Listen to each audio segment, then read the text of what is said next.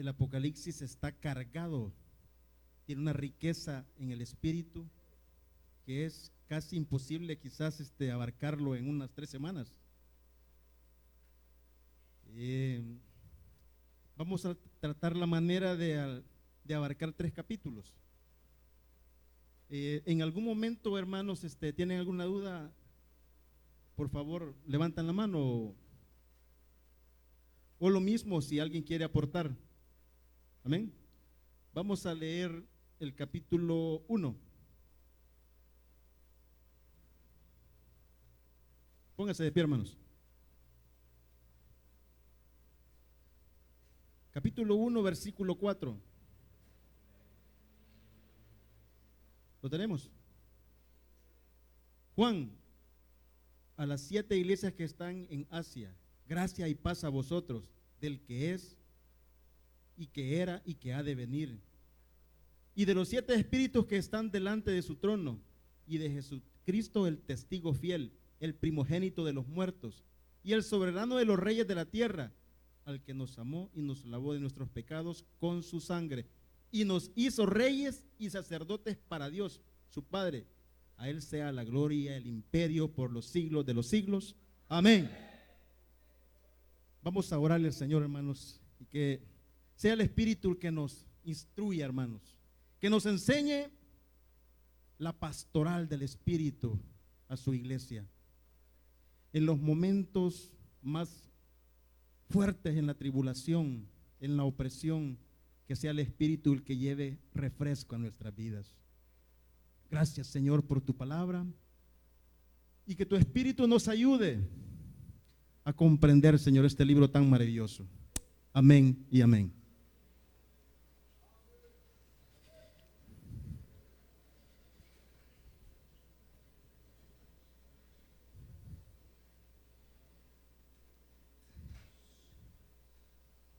Hemos hecho un recorrido por toda la Biblia y la acción del Espíritu. Aquel Espíritu que aleteaba en las tinieblas y que transformó vidas, que dio vida. Aquel Espíritu que descendió y confundió las lenguas. El Espíritu que guió a los profetas, que empoderó a los profetas. El Espíritu de Jesús es el Espíritu que está latente hoy y vive en sus comunidades, en la iglesia. Hemos finalizado con un libro excepcional, hermanos, en cuanto a la obra del Espíritu. Tiene una riqueza enorme. Voy a resumirlo diciendo, cada hoja del Apocalipsis, cada página de los capítulos, no hay una palabra que no contenga una frase del Espíritu.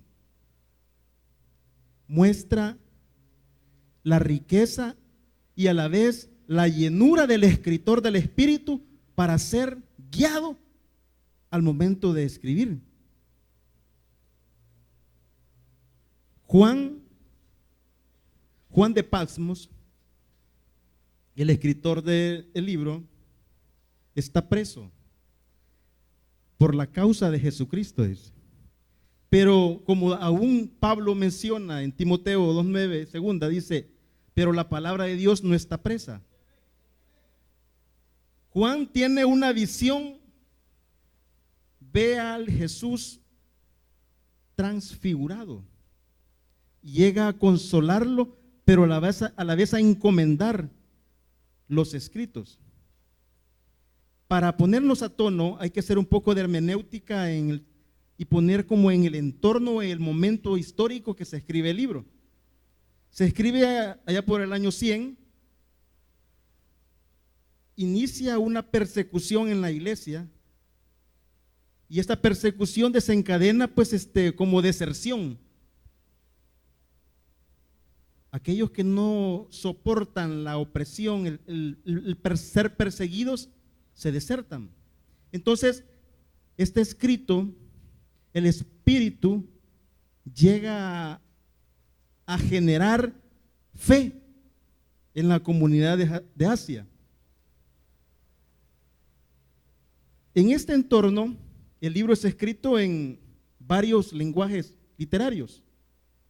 Uno de los principales es la apocalíptica. La apocalíptica surge por el año 200 antes de Cristo y finaliza por el 150 después de Cristo. En realidad no es un lenguaje que está lleno de símbolos y que nosotros nos van a poner en confusión o generar ¿cómo les explico?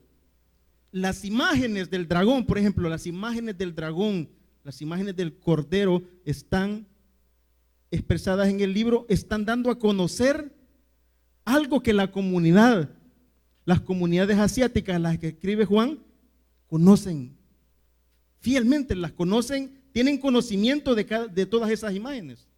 Pero a la vez también hay cartas. Hay cartas donde Juan va a dar a conocer cuál es el mensaje que tiene el Espíritu para la época, para ese momento trascendental que está viviendo la iglesia. En nuestro caso, debemos de preguntarnos qué nos dice el Espíritu a través del Apocalipsis en nuestros días. ¿Qué quiere el Espíritu hablarnos hoy, partiendo del Apocalipsis? ¿Hay persecución? Eso debe aclarar y darnos luz y qué respuestas debemos tomar ante estas realidades. Entonces, es un conjunto de lenguajes que están para enriquecer. En ninguna manera son como decirles, oscuros, ocultos. No, las comunidades de Asia, a las iglesias que escribe, las 7 iglesias, ellos manejaban y tenían conocimiento de cada uno de esos símbolos apocalípticos. Para ellos no era extraño que Juan escribiera de esa manera. Y Juan en su escrito no quiere llegar a confundir la iglesia. Lo que quiere es llegar a través del Espíritu a consolar, a fortalecer en los momentos de opresión, de persecución que vive la iglesia. Lo que pasa es que en nuestros días se nos ha dado o los han dado a conocer, nos han enseñado que el Apocalipsis es algo que está como oscuro, oculto y que solo es para eventos futuros.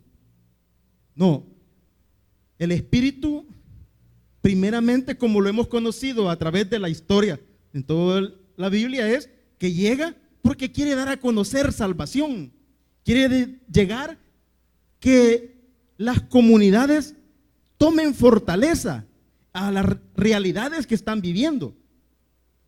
Y eso es lo que está viviendo.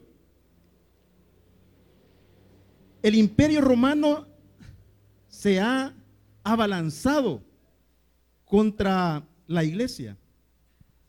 Hay un culto que se llama el culto al emperador. Y ese demandaba la adoración. Demandaba de los hombres el culto racional. Esto provocaba en cierta medida que las iglesias fueran como desgregándose y sometiéndose. Era una obligación adorar al emperador. Y en este contexto se escribe el prólogo del capítulo 1. Por eso es que leímos ahí que dice de que Jesucristo es Señor de todos los reyes de la tierra. Imagínense a Juan de Patmos escribiendo, inspirado por el Espíritu, que escriba esas palabras en un contexto donde la iglesia puede caer en la adoración al emperador, y que Juan escriba y diga: Jesús es el único Señor de señores y Rey de reyes. Es una revolución completa, es una subversión la que está haciendo Juan, porque está diciendo: no adoren, iglesias, no adoren al emperador, porque el que debemos adorar es a Jesús, porque Él es el Señor de señores, Él es el testigo fiel. En ese marco, Juan va a decir en el prólogo una palabra, está en el versículo 5, y de Jesucristo el testigo fiel. Ser testigo en el Apocalipsis significa llegar hasta las últimas consecuencias por el Evangelio. La palabra que se escribe ahí es marturia. Nosotros la traducimos o llegamos a comprenderla como martirio. Marturia. Por eso es que dice que Él arrebató del Hades. Le arrebató la muerte, a la muerte las llaves, dice. El arrebatamiento de las llaves implica que Él resucitó y que ese le da la potestad y el poder para ser Señor de señores y Rey de reyes.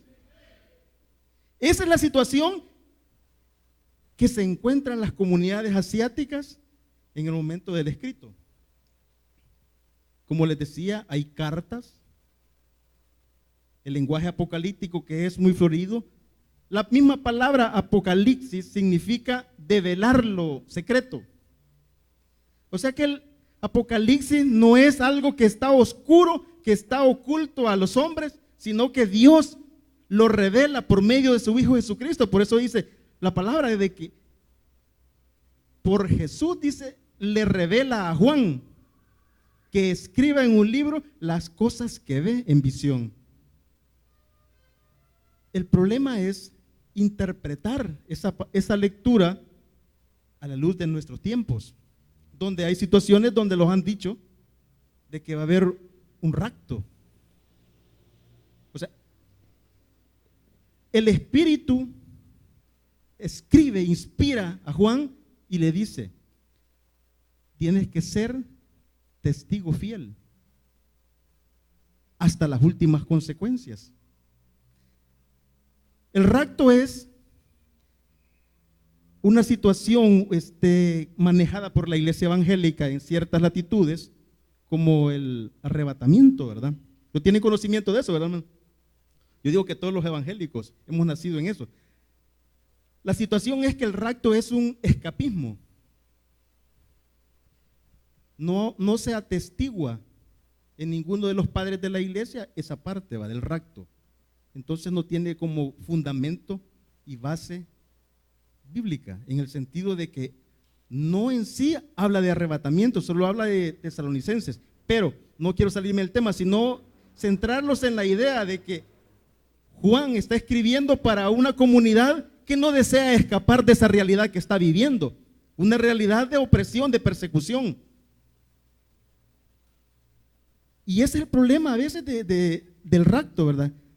De que los cristianos hoy en día lo que necesitan o quieren es irse para el cielo, ¿verdad? Escapar de esa realidad. ¿Y cómo va a ser la iglesia sal del mundo si no quiere, o sea, afrontar esas realidades? Entonces es un escapismo para nuestra latitud casi mortífero, ¿va? Casi determinista, en el sentido de que nosotros determinamos y decimos: yo parto aquí esta situación y me escapo de esta realidad. No, el Apocalipsis, el Espíritu llega, concientiza la situación que está viviendo la comunidad y parte de ello, y le dice: manténganse firmes, sopórtenla, y ya lo vamos a ver en las cartas. Eso es como el prólogo está diciendo. Hay situaciones en todo el libro de Apocalipsis que remarcan que Jesús es el Señor. O sea, el eje central del libro de Apocalipsis es Jesús, que es Señor de señores y Rey de reyes. Lo que pasa que a lo que quiero llegar, hermanos, es cómo en cierta medida se ha sacado de contexto y hemos dejado a un lado a Jesús, que es el Señor de señores y Rey de reyes, que lo dice el Apocalipsis, y nos hemos enfrascado en esas figuras apocalípticas de la gran ramera. Pero en realidad el mensaje central es que Jesús, al morir y resucitar, sigue siendo Señor de señores. Y eso, por eso es que en el capítulo 1 nos va a enseñar eso, que Jesús es el testigo fiel, que llegó hasta las últimas consecuencias en la muerte. Por eso es el testigo fiel. Y ahora somos llamados nosotros a ser testigos fieles hasta las últimas consecuencias. En esa realidad, hermanos, inicia Juan preso. Vamos al versículo 9. Ahí Juan tiene una visión y le encomienda a Jesús el escrito. ¿Lo tenemos? Yo, Juan, vuestro hermano y copartícipe vuestro en la tribulación, en el reino y la paciencia de Jesucristo, estaba en la isla de Patmos por causa de la palabra de Dios y el testimonio de Jesucristo. El testimonio de Jesucristo. Juan ha llegado hasta las últimas consecuencias por el evangelio. Hermanos, no estamos lejos de que la iglesia sea demandada también, de llegar a las últimas consecuencias. Y es ahí donde el Espíritu toma y cobra vida nuevamente hacia la comunidad, hacia los predicadores. No apartarse en los momentos de persecución.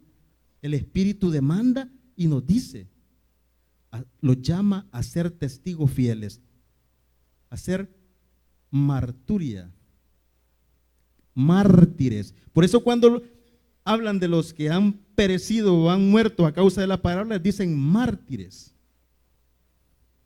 Entonces, el Espíritu hoy también nos llama y nos convoca a llegar hasta las últimas consecuencias, hermano.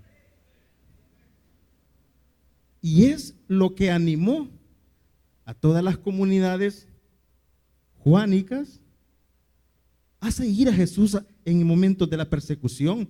¿Se acuerdan del lanzamiento del video? De aquellos que perdieron la vida, en su mayoría todos fueron mártires. Pablo, Esteban.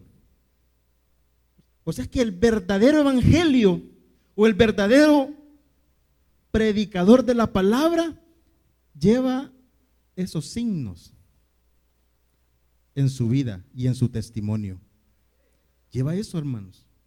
Porque en un momento determinado, como le dice a las iglesias, les va a probar la fe el Señor. Vamos a ser probados. Y es ahí donde podemos estar llenos en la iglesia, hermano. Pueden haber 500 predicadores este día, pero en ese momento es donde vamos a ver la realidad, donde seamos probados y vamos a ver si lo que la palabra nos ha enseñado tiene validez y llegamos a las últimas consecuencias. Amén. Ok. ¿Preguntas, hermanitos?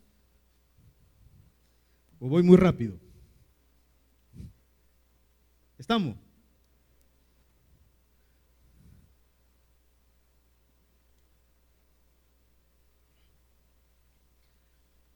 No hay preguntas, hermanos. El capítulo 2.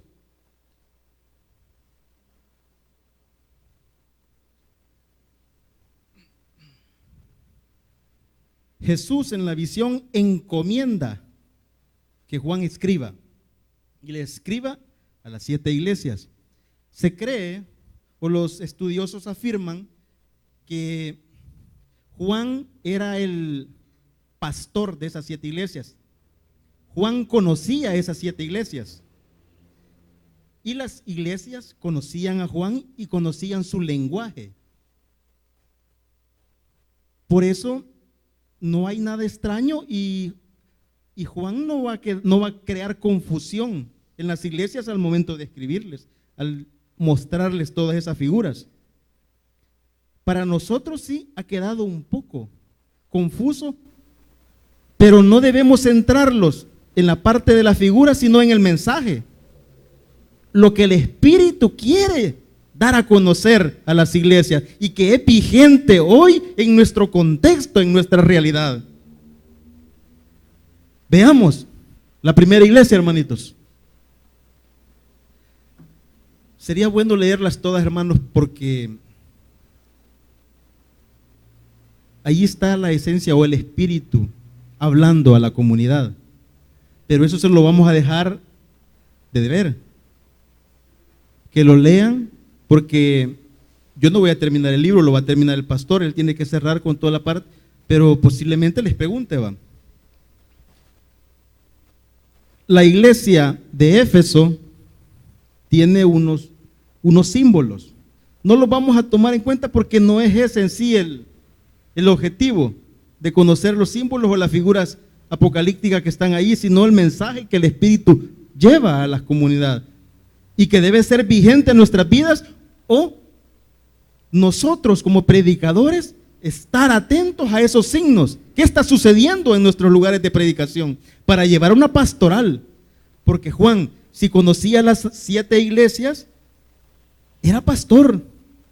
Y el pastor, heredado en el sentido de que Jesús, viendo la necesidad de la iglesia, encomienda a Juan escribirles. Por eso es que dice, el que tenga oídos, que oiga. Entonces nosotros tenemos que estar atentos como predicadores a escuchar y a ver lo que nuestros tiempos demandan en nuestras áreas de predicación, en nuestras columnas, chiquis y conexiones. Debemos estar atentos a ver esos signos donde debemos ejercer la pastoral. ¿Estamos? ¿Me van siguiendo, hermanitos? Ok. Leamos unas palabras. El 2. Más que todo son cartitas pequeñas donde se da a conocer cuál es la necesidad que tienen las iglesias, en qué están fallando. Y que el Señor y el Espíritu nos hable esta noche diciendo en qué estamos fallando, va, como conexión, como columna. Amén. O sea, ¿qué estamos fallando como predicadores? ¿Qué labor pastoral estamos dejando sin fuerzas que nos sostenga y que a los que les llevamos la palabra se pierdan o se aparten? Amén. El 2 dice, yo conozco tus obras y tu arduo trabajo y paciencia, y que no puedes soportar a los malos, y has probado a los que se dicen ser apóstoles y no lo son, y los has hallado mentirosos. Y has sufrido y has tenido paciencia y has trabajado arduamente por amor a mi nombre y no has desmayado. Pero tengo contra ti que has dejado tu primer amor. La iglesia de Éfeso era una iglesia activa que se movía, dinámica, hacía renuevos, lanzamientos. El problema es que dice que tiene algo contra esta iglesia, que ha abandonado su primer amor. ¿Y cuál es el primer amor? Primeramente Cristo, sí, pero el amor que está refiriéndose es el amor ágape, o sea, el amor de mi hermano,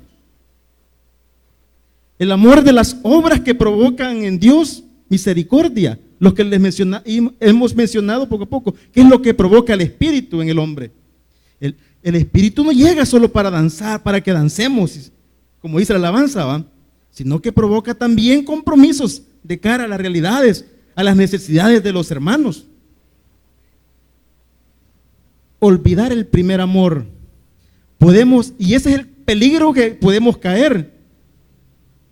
Y que podemos ser una iglesia activista, con poder, con pujanza en todos los eventos, pero que no tenemos el amor de Cristo. Y ese es el llamado. La iglesia de Éfeso era una iglesia que tenía pujanza, evangelización, pero había perdido el primer amor, el amor al hermano. Por eso Juan, en las cartas que hemos visto, en las cartas universales, incluso en el Evangelio de Juan, lo principal que se menciona es el amor. De tal manera amó Dios al mundo. Entonces, la iglesia de Éfeso había perdido ese amor por el mundo. Eso es lo que no debemos perder, hermanos. El compromiso La iglesia debe ser dinámica, pujante, llena del Espíritu, pero tampoco apartarse de ese primer amor. Debemos tener el corazón de Dios en nuestras vidas, sentir lo que Dios siente por el sufrimiento, por el dolor. ¿Sí? Esa es una de las partes donde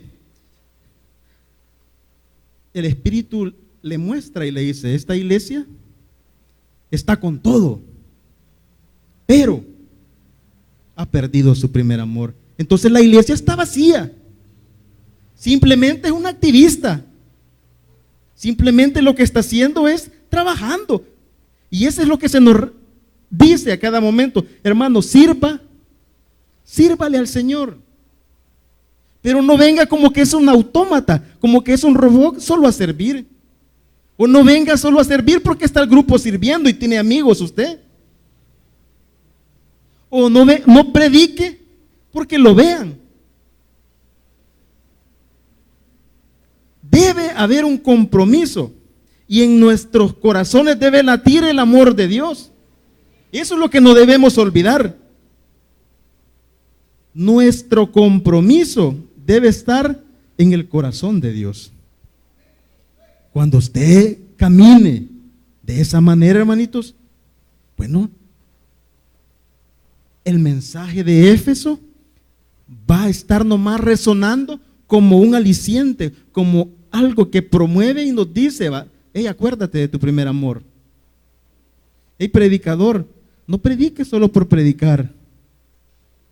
Ejerza la labor pastoral. Y el amor pastoral, eso implica que usted tiene un compromiso, que usted ve el dolor, el sufrimiento en el hermano, en aquel que está compartiendo la palabra, y lo mueve a un compromiso. A Hechos 2:49, ¿verdad? ¿Sí? Anótenlo y después lo buscan. Éfeso, ¿verdad, hermanos? Entonces la iglesia de Éfeso, ¿cuál es la característica que el Espíritu remarca?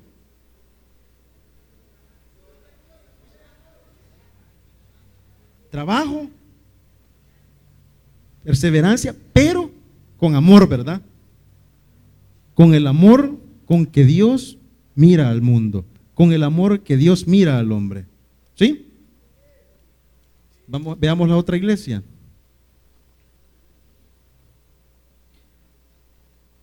La iglesia de Esmirna, ¿verdad? Escríbele al predicador de Apopa, el 8, al de Lirios, San Marcos. ¿Sí?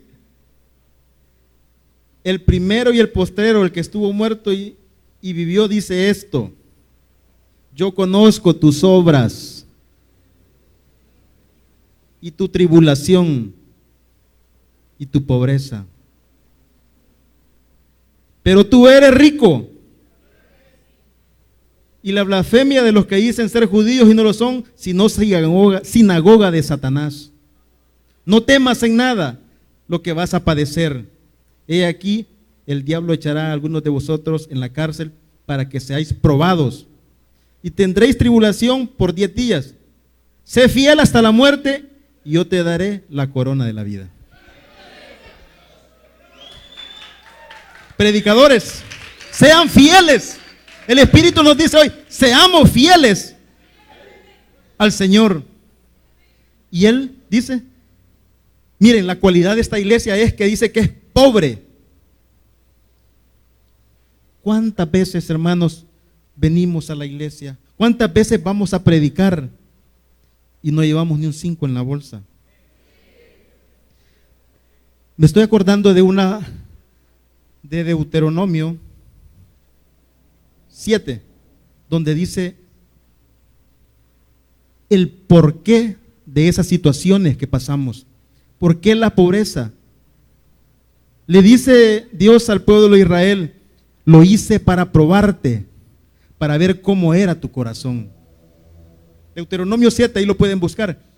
Dice: lo hice, te llevé por el camino del desierto para que pudieras entender lo que te amo, y que y que así como el Padre castiga al Hijo, así castiga a Dios a su pueblo.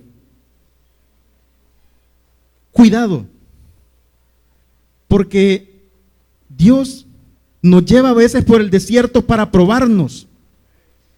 Nos lleva en ese caminar de sufrimiento donde tenemos escasez, estrechez, pero es con el único fin de Dios, es probarnos. ¿Qué situaciones estamos viviendo? ¿Qué realidades estamos viviendo de escasez? El pueblo de Israel renegó de esas situaciones y ahí es donde tenemos que estar atentos. De que quizás el Señor nos está probando para darnos la tierra prometida, la tierra que fluye leche y miel. Es una iglesia pobre pero rica. Pobre en las necesidades, pobre en las situaciones de demanda, de escasez, donde nosotros, haciendo el trabajo y la obra del Señor, pasamos limitaciones, pero atentos que puede ser que la bendición de Dios está cerca o enfrente a nuestro y podemos renegar de Dios y perder la bendición.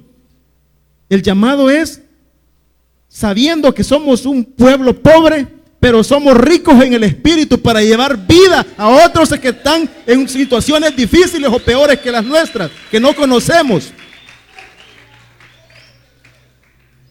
Betania, una iglesia, en el lanzamiento que fue de búsqueda de Dios, yo le preguntaba al Señor y me dio esta palabra. Betania es una iglesia pobre, pero es rica. Y eso es, hermanos, la búsqueda de Dios, la entrega total del predicador, del servidor, provoca en Dios bendición. Hay que estar atentos a lo que Dios nos dice. Lo que el Espíritu habla y habló hace 2000 años está vigente hoy. Siguen habiendo las mismas situaciones, ¿sí? Y eso provoca una entrega hasta el final, hermanos. El libro de Apocalipsis cierra, y no cierra con un estruendo de tambores, no, cierra y dice, ven Señor Jesús. El Espíritu hace hablar a la iglesia, a decirle y a suplicarle que venga. El Espíritu que aleteaba, que les decía, en la oscuridad de las tinieblas, es el que llama y dice que baje el esposo por su esposa. Amén. Otro, ¿cuál es? Pérgamo.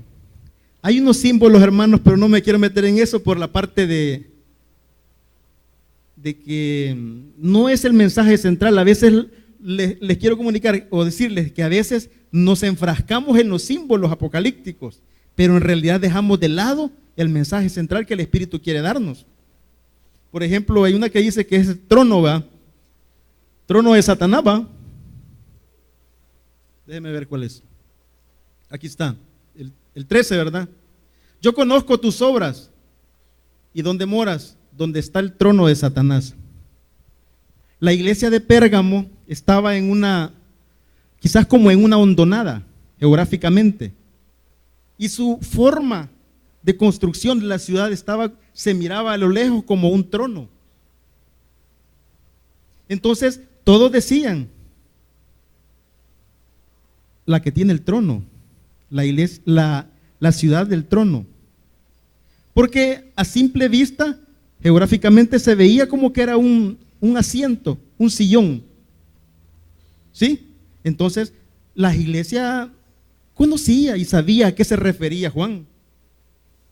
Estos son como sustentamientos o base hermenéutica que el predicador, bueno, en su momento tiene que empezar a indagar, a preguntar. Pero como esta no es como una inducción a conocer los símbolos apocalípticos, sino lo que el Espíritu quiere, el mensaje central es, ¿qué dice el Espíritu a la iglesia?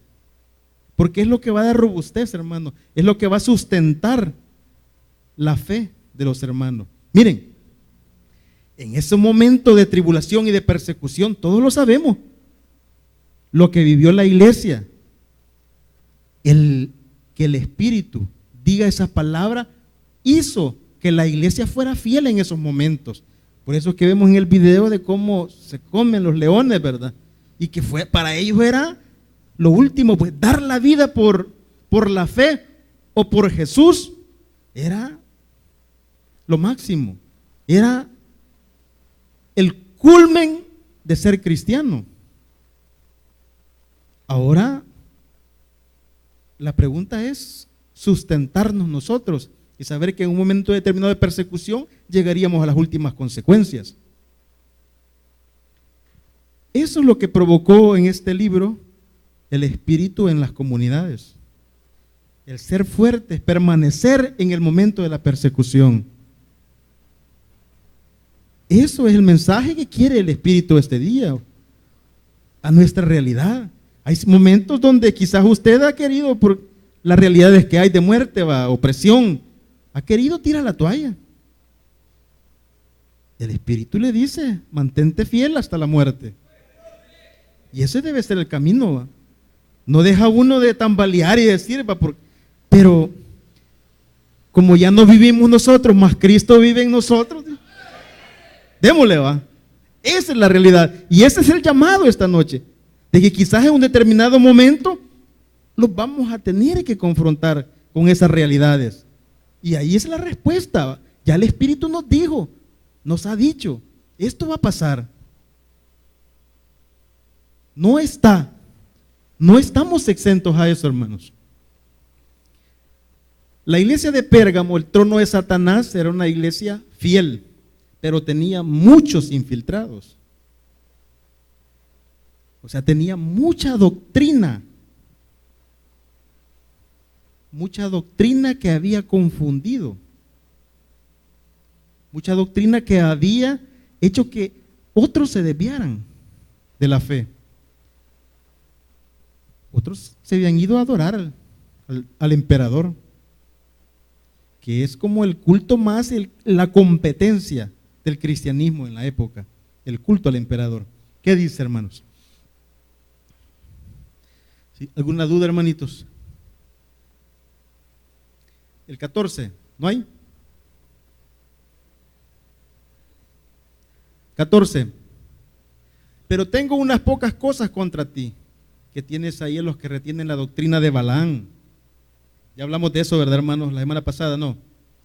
Que enseñaba a Balac a poner tropiezo ante los hijos de Israel, a comer de las cosas sacrificadas a los ídolos y a cometer fornicación. También tienes a los que retienen la doctrina de los nicolaitas, la que yo aborrezco.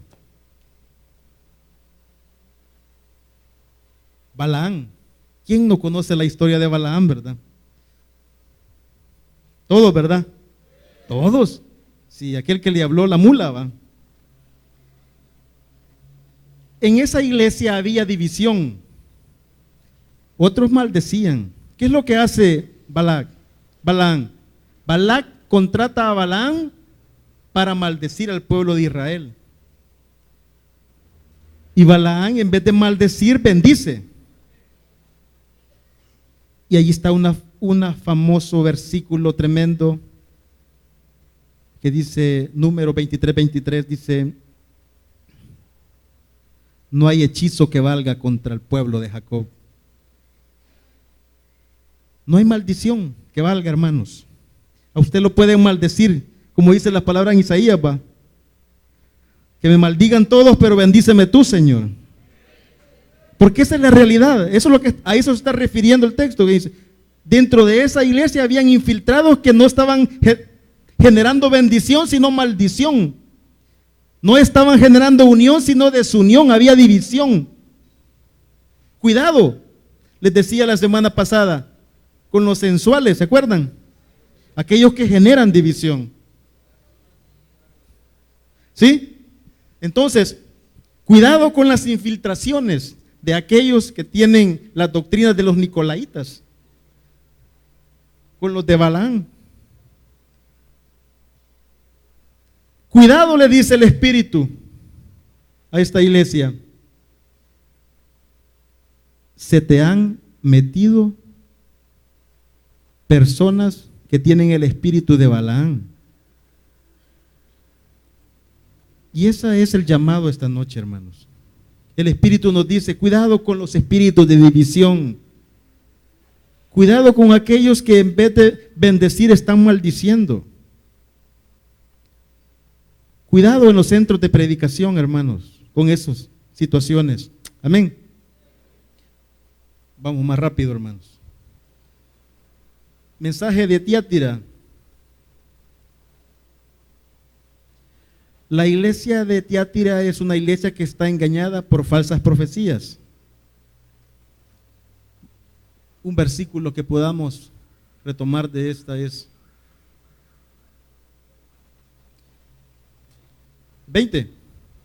Pero tengo unas pocas cosas contra ti, que toleras a esa mujer Jezabel, que se dice profetiza, enseña y reduzca a mis siervos a fornicar y a comer cosas sacrificadas a los ídolos. Y le he dado tiempo para que se arrepienta, pero no quiere arrepentirse de su fornicación. Cuidado con aquellas iglesias que se enfrascan en la profecía, ¿verdad? Aquellas que todo lo ven hacia futuro. Miren, hermanitos, hay que esperar la venida del Señor, y esa es la esperanza del cristiano. Pero también hay que ver nuestro entorno, nuestra realidad, el hoy, qué está sucediendo y cómo somos partícipes de salvación por medio de Jesucristo. No enfrascarnos en esa realidad cuando, como les decía yo al inicio del rapto, ¿verdad? Donde todos vamos generando un escapismo, nos queremos escapar de las realidades adversas, de dolor, de sufrimiento. Y eso es lo que se nos predica a diario, de que el cristianismo laxo, el cristianismo aquel donde todo se lo hacen fácil. Cuidado con eso, hermano. Juan está escribiendo desde una isla, está preso. Pablo, ¿de dónde escribe? Preso. Entonces, no hay una realidad como bonancible o un horizonte que sea bello y precioso, de que va a vivir, que va a caminar el cristiano. No, va a caminar por situaciones de sufrimiento, porque la hora el enemigo lanza dardos, ataques a sus siervos. Cuidado entonces con las situaciones que se dan, donde buscamos o andamos buscando profecías solo para ver qué nos va a deparar el futuro, cuando Dios nos ha dado su espíritu para discernir primeramente nuestros tiempos. Nos ha convocado para llevar salvación por medio de nuestro Señor Jesucristo, hermanos. Amén. Veamos la otra, Sardis. La iglesia de Sardis, en su resumen, o en su espíritu, es una iglesia que es famosa, pero está muerta. Ayúdenme ahí. Versículo 1. 2.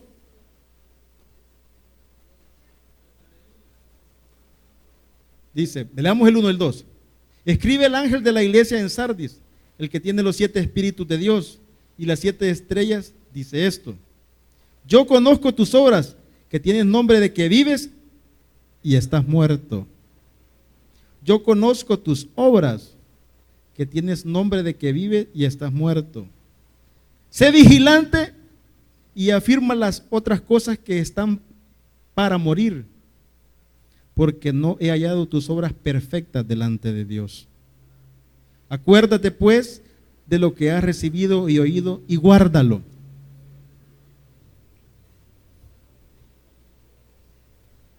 Si nosotros hacemos como un resumen de las 7 iglesias, podemos ver lo que el Espíritu nos está diciendo. Nos está poniendo alerta. En nuestra realidad debe estar presente el mensaje de las iglesias. Lo que el Espíritu demanda o quiere, hacia qué horizonte nos quiere llevar. Si hemos perdido el camino o la ruta, porque podemos decir que estamos vivos, pero en realidad estamos muertos. O sea, hemos perdido por completo el rumbo, la dirección que Dios demanda. Cuidado, hermanitos, en nuestros centros de predicación. De volver a un centro de predicación algo, pero les decía la semana pasada, ¿va? En nuestros centros de predicación debe suceder algo al momento de la administración. Al momento de orar debe haber de suceder algo, porque nosotros estamos ministrando poder. Nosotros estamos, cuando oramos, cuando imponemos manos, Dios nos ha delegado poder. Y eso, cuidado, porque podemos estar orando, pero en realidad hemos dejado de creer. Hemos perdido el rumbo. Estar muerto es dejar de creer, hermanos, en la obra del Espíritu en nuestras vidas. Y lo hacemos como la otra iglesia, que solo lo hacemos mecánicamente. Hoy el Espíritu nos reta y nos exhorta y nos dice: escudriñémonos, veamos si en realidad estamos vivos, si en realidad por nuestra sangre fluye el Espíritu y fluye vida, y cuando ministramos, ministramos poder. Ese es el reto, ¿sí? 5 minutos, hermanitos, para terminar. Filadelfia, el 8. Yo conozco tus obras, he aquí que he puesto delante de ti una puerta abierta. Tanto tiempo, ¿verdad?, que se nos ha estado hablando de puertas abiertas, hermanos, y que nadie las puede cerrar. Esta es la palabra, el rema que tenemos como iglesia, que son nuevos tiempos. Débiles, pero fieles. La iglesia Filadelfia, el amor fraterno, es una iglesia que es débil en todas unas situaciones, pero es fuerte en el amor. ¿Sí? Entonces, conociendo la parte de la promesa que tenemos en esta iglesia, sigamos. La Odisea 15. Híjole, esto sí está duro, hermanos. Esta es una iglesia que es bien orgullosa, fíjense, pero que le daba asco al Señor, va. ¿Sí? El 15. Yo conozco tus obras, que ni eres frío ni caliente. Ojalá fuese frío o caliente. Pero por cuanto eres tibio y no frío ni caliente, te vomitaré de mi boca. Esta iglesia se la picaba, ¿ya? Se la picaba de salsa, va. Pero en realidad no era tibia, va. No era de ningún lado, pues, no era ni de aquí ni de allá. O sea que no tenía establecido. Y miren, hermanos, bueno, por lo que voy a decir, va. Lo voy a tomar así, para no. Habemos predicadores que no estamos ni fríos ni calientes, y que hace mucho tiempo puede que ya lo vomitó el Señor. Hoy es el llamado, hermanos, a volvernos calientes, ¿verdad, hermanos? Calientes. Miren, es que en síntesis, hermano, mejor, ya son las 8. En síntesis, estamos llamados a ser una iglesia de amor, a echar fuera a todos los infiltrados que causan división. Estamos llamados a la bendición de tener puertas abiertas que nadie cierra, hermanos.